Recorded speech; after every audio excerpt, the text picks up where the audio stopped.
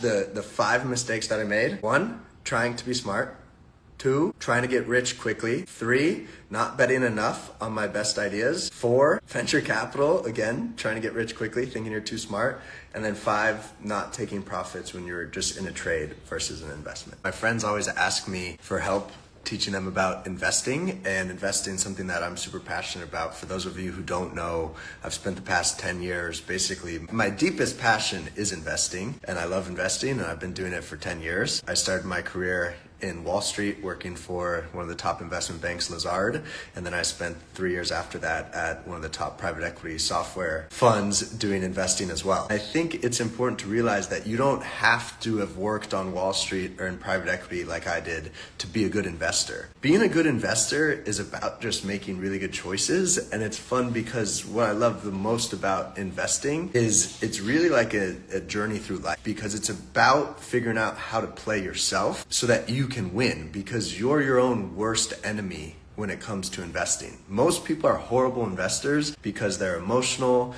and they don't make good decisions. And today I'm going to talk about the 5 mistakes that I made in my 20s that cost me $1.5 million, which I'm not happy about, which sucks. But the whole point with the beauty of investing is you get to learn from your mistakes so that you can get it right next time. I want you to learn from my mistakes so that you don't make the same mistakes. Mistake number 1 was trying to be too smart. I think everyone is in a rush to get rich, and the fastest way to get rich is to do so slowly, because the core principle in investing is compounding. You want your money to compound, and it compounds over time. But where I made the mistake is trying to find the next big thing. Right now, the next big thing is AI. That's all you hear in the news. But if you flash back to COVID, back when I was, I think, in my early 20s, like 25, everything was about e-commerce. There were companies like, it was the digitization of everything. It was work from home. It was software eating the world.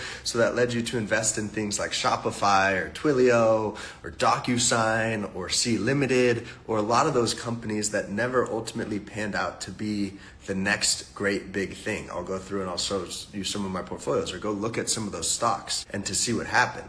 What I like to think about is everyone tries to find the next big thing, but Jeff Bezos's kind of core philosophy when he built Amazon, and I think has a lot of parallels to investing, is instead of thinking about what's going to change and trying to position yourself that way in the future, focus on what won't change. So instead of getting caught up on what's the next big thing, focus on what's the current big thing, because oftentimes the next big thing is the current big thing. And so mistake number 2 is wanting to get rich quickly. But in 2020, I created 2 portfolios. One was called aggressive growth and one was called steady growth. And guess which one performed a lot better than the other? Obviously, steady growth. And even worse, aggressive growth was up for a while, so I got more excited about it, so I continued to put more and more money in.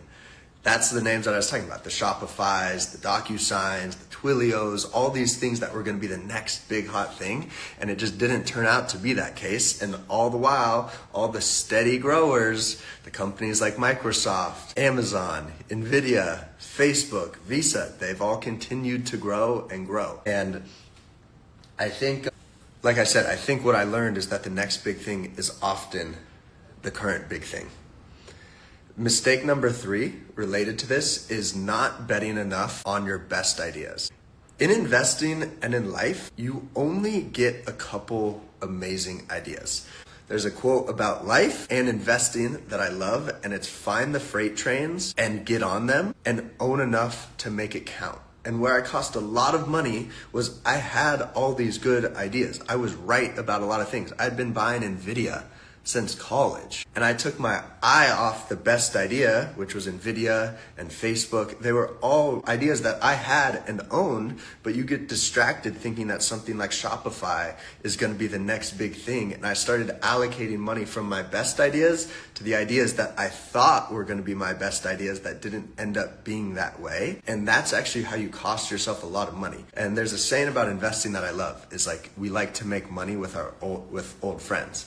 And so it's like, you got to just focus on continually betting on your best ideas, because your winners are your winners. So there's this idea of taking profit, but in investing, I'm very against taking profit because you just want to let your winners run. However, mistake number 4 was not taking profit when I should have. I think a lot of things in the world, like take crypto for example, I've had some opportunities to make a lot more money than I ultimately put in my pocket from crypto. And I think one of the things I think about investing, I'm a very long-term investor. I ideally want to own companies that I never have to sell.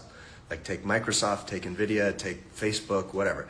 I plan to never sell a lot of those businesses. But unfortunately, I took that mindset into things like crypto and left a lot of money on the table because those aren't really investments. Those are just trades. It's like a gamble at the casino, and when you have to realize when you're making an investment versus a gamble, and sometimes when you're in a gamble, you got to take your chips off the table. Otherwise, if you sit at that table too long in the casino, the house is going to come back and beat you. So think about when something is a real long-term investment versus a trade, and if it's just a trade, it's good high and selling low. Sell low, buy high, right? And they try to time the market, but you're never going to be able to time the market. There's a saying that there's 2 types of people in the investing world. There's people who know they can't time the market, and there's people who don't know that they can't time the market. But you're not going to be able to time the market.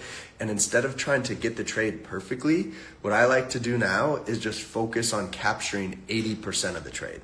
Or like something like that, right? You're not going to hit the absolute top and bottom, and that doesn't matter. If you just get 80% of the trade, you will have made tons of money.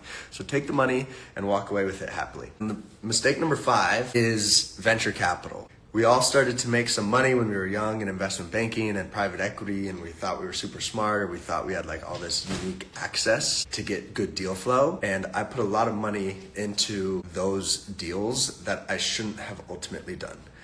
Again, it goes back to this idea of wanting to get rich quickly, and that's not going to happen in investing. If you're trying to get rich quickly, you're trying to get lucky, and that's not how you get rich.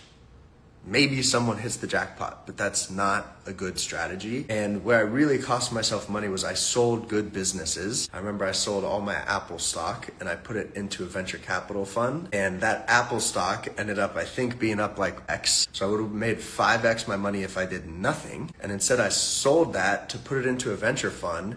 And now I'm just hoping to get that money back from the venture fund and those venture deals that I did, and I probably won't. Taking X, doing nothing, already sitting on a winner. I tried to get too smart and too cute, and I put it in a venture deal, and now I'm just hoping to get that money back, not even to have made a return. And it's important to think about, that's how you cost yourself a lot of money in life. And just think about if you're trying to be smart and if you're trying too hard to make money, because you probably are.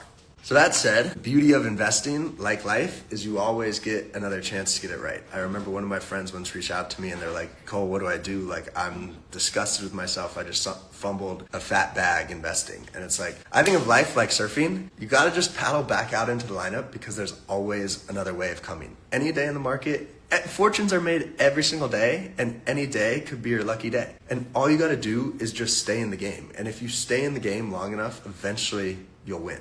And that's really how I've made my money back. Like, obviously there have been a couple of quick wins that have hit really well with some smart investments. I talked about making some money in crypto that helped get a lot back, but it's all the things that you learn. Because in losing money from not selling in crypto, I realized that was in January, and I realized that the market was shaky because I think crypto kind of leads over. That's like a good indicator of people's risk. That led me to hedging my portfolio through all this tariff drawdown and exposure, and all the market crash from that, a lot of money back. But really the way you make money back is just by staying in the game. It's true of anything in life. If you just learn from your mistakes and get it right the next time, you will always get back to positive. There's no secret to how you make a bunch of money in the market. It's just by staying in the market. And you make some good decisions, and it's very true of life. Like I talked about that aggressive portfolio versus the steady portfolio. Well, I own the steady portfolio, and those have all done very well, because all that matters, just like in life, it doesn't matter about the investments that you lose money on. That sucks, yeah, but all that matters is the things that you get right. And I think investing is a really good example of how people are backwards when they think about risk. The risk isn't losing money. Losing money sucks, sure. But the real risk isn't making a ton of money when you had the opportunity to. Like, I'll put it in investing terms. When I was working in private equity and venture capital, Say you have a chance to invest $10 million in a company. The risk isn't that you lose $10 million. That's going to happen. No one escapes investing or life with a perfect track record. The risk is not taking the investment that could have made you $1 billion. Which one's more costly? Losing $10 million, missing out on making $1 billion. And that's how you make it all back in the market, is you just have to make good decisions and you get it right. And you learn from the things that you didn't get right so that you get it right the next time. You know, I talked a lot about how I didn't own enough of my good ideas, how I left a lot of money on the table from not owning more of companies like any of the Mag 7. Well, I owned a lot, and I've continued to buy them after I learned my mistake in 2021. And look at how all those companies have performed. So you make all the money back from doing that and from staying in the game. And the point is, it's like life. It's like you gotta live and learn. And I think a really important thing that there's a couple of things that investing has really taught me. You can't win if you're not in the game. That's a quote from Tom Ford, but it's true about investing. You cannot make a single dollar if you don't have money in the market. And so you've got to put money in the market. The second is you have to be okay with making mistakes. I think something that I love about myself is I let myself make mistakes. I don't beat myself up over mistakes. I'm trying to do things that I've never done before and get to places that I haven't been before. I'm going to make mistakes. That is part of the process. Mistakes are not bad. Mistakes are how you learn and grow. They're only a mistake if you don't learn from it, if you keep making the same mistake again. I've made tons of mistakes. I've lost tons of money from making those mistakes, but I learned from it and I got it right the next time, and now I've made tons of money off the back of those very mistakes. So was that a mistake, or was that just a costly lesson? And it's like, I would honestly rather have made those mistakes when I was early in my 20s. So now that I can have the rest of my life as an investor with the knowledge of those mistakes, I'm not going to make those mistakes again, hopefully. And so we'll get it right when the stakes are much higher. And then it's the same thing with, I'm firmly of the belief that you have to throw yourself at the world. You have to throw yourself into the game. Just this past year, I taught myself how to hedge. And that ended up being one of the best trades I've ever made, given all the drawdowns associated with tariffs. The market went down 20% in like a matter of weeks, and I was perfectly hedged for that. And the reason that I was hedged is because I remember when I first made the trade, I had no idea what was happening. I hedged my entire portfolio. I risked my entire portfolio. I'm not saying to do this, but I clicked a button. I did not know what was going to happen. But then you learn from doing that. You have to be in the game to learn from it. I go back to when I was playing football. It's like the only way to learn is by putting yourself in the game so that you can see how you react when you're in the game. Did you make this mistake? I was a defensive back. Did you fall for this double move? Okay, this is what happens when a receiver is running you at full speed. This is why you did this. This is how you get it next time. So instead of falling for it, it's an interception. It's a game-winning pick six. And you have to be in the game to learn from it. You can't learn when you're on the sidelines. It's not serious enough. You don't have the skin in the game to take it seriously enough so that you get the core learnings. And it's like, unfortunately with life, all the cliches are true, but I've found that you only learn them when you experience them yourselves. You don't know what you got until it's gone. You have to lose something. Money doesn't make you happy. You have to realize that yourself when you make money and you realize that it doesn't make you happy. All of these things are true, and they all have to be learned by firsthand experience. That said, I obviously want to help you guys by learning what not to do and the mistakes that I had. So if anyone has questions, fire away. All right, to rehash the 5 mistakes that I made. 1, trying to be smart. 2, trying to get rich quickly. 3, not betting enough on my best ideas. 4, venture capital, again, trying to get rich quickly, thinking you're too smart. And then 5, not taking profits when you're just in a trade versus an investment. I hope that helps. I hope there's a lot that you can learn from that so that you don't make the same mistakes, so that you don't cost yourself money. But I'm glad that I made those mistakes because you always get a chance to make it back, and mistakes are how you learn and grow. Any questions? I guess a question for you guys. It's really hard to investing is a complicated thing. And like I said, I've been at it for 10 years, worked on Wall Street, did private equity, did venture capital. I've basically spent the past 10 years thinking about investing every single day. So I don't know what knowledge you guys are sitting at, and it's almost hard to download my brain into what investing is because it's so complicated.